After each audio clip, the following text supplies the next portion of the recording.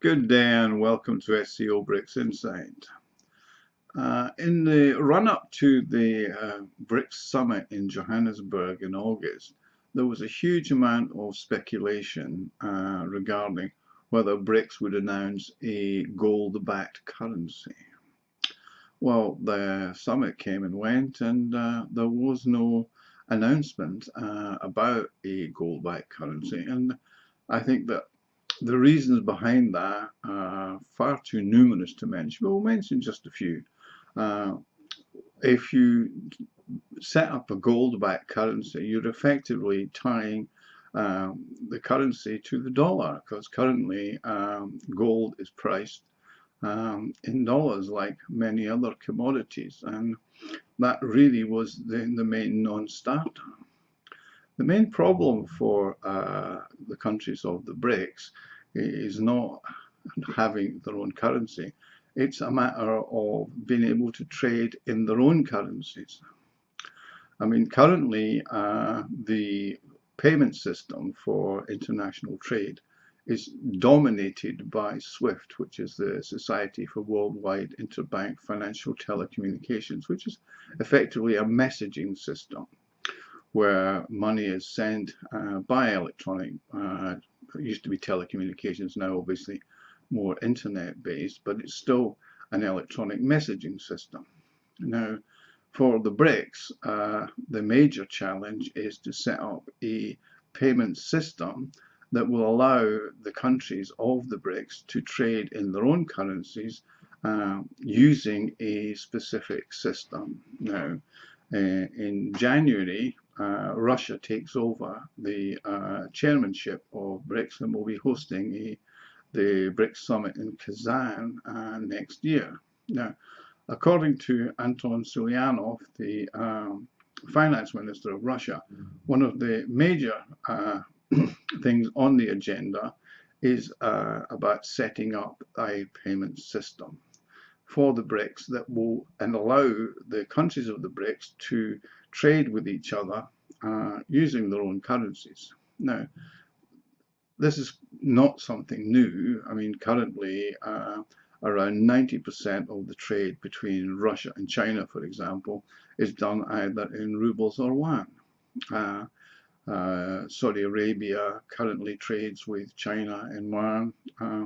United Arab Emirates, which is a new member along with Saudi Arabia in January, have announced that they're open to trading in other currencies, not just with BRICS members, but other countries who want to trade in their own currencies with it for its oil.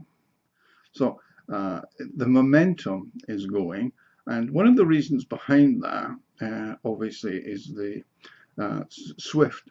Currently, with SWIFT transfers, they are dominated by the dollar, and with countries like Russia and Iran, another BRICS member, being cut off from the SWIFT system, it's used as a weapon to basically cut countries out of the global trade, if you like.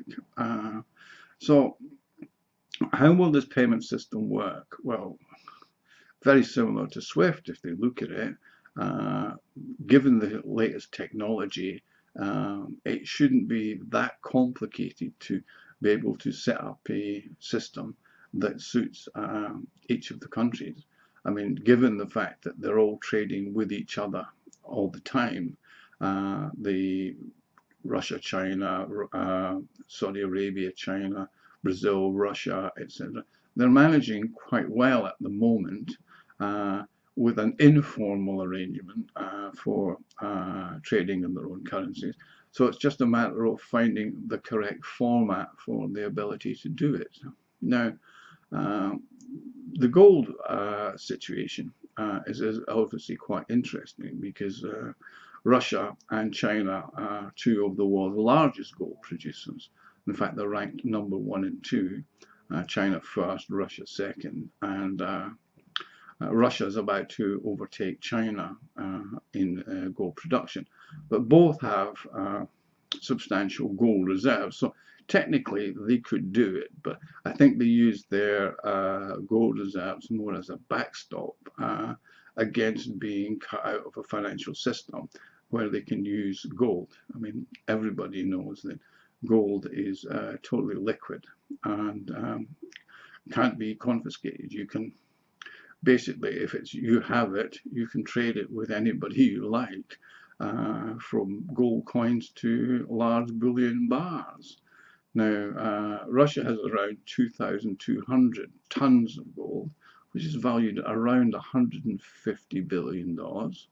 China is roughly the same officially, although unofficial estimates put China's gold reserves at over 4,000 tons, which is about 300 billion, 320, something like that. Also, South Africa and Brazil are both in the top 10 in annual gold production. So there's a fair bit of gold being produced. In fact, it's around 25% of the world's gold that's produced by those four countries.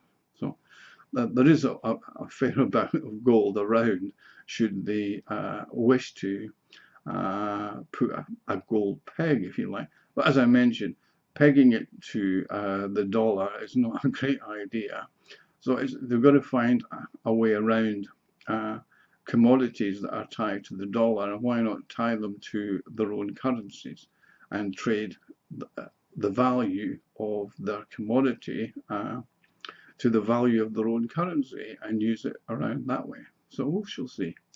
Both countries have substantial reserves and very little foreign debt. Russia's foreign debt is something like 15% of its GDP. China, most of its debt, as far as I'm aware, is internal, and it runs huge trade surpluses with the countries of the world. So it's not a matter of do they have the liquidity. Yes, they do. And it's a matter of how do we formulate the payment system and to facilitate it so it's fair and balanced and hassle-free. I mean, the main thing is if you've got goods that you want to sell and you want to be paid for them, but you want to be paid in a currency that you can spend. So if you're cut off from the SWIFT system, you don't want to be paid in dollars or euros. You want to be paid in something that you can use the money to actually buy and trade accordingly. And that's where the swap systems between Saudi Arabia and China, I think it's a $7 billion swap that they have in place.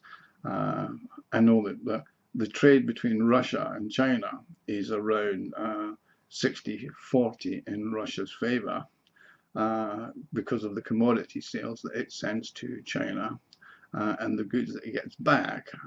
But I don't think it's particularly worried about the slight imbalance that's accumulating yuan, because it will spend that yuan with other countries.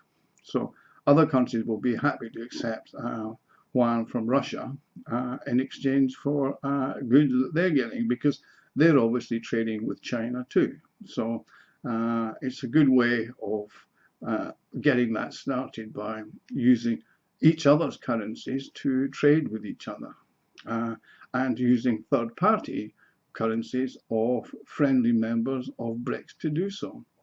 We shall see what the plan is and how they want to implement it, but it's not going to be a currency as such.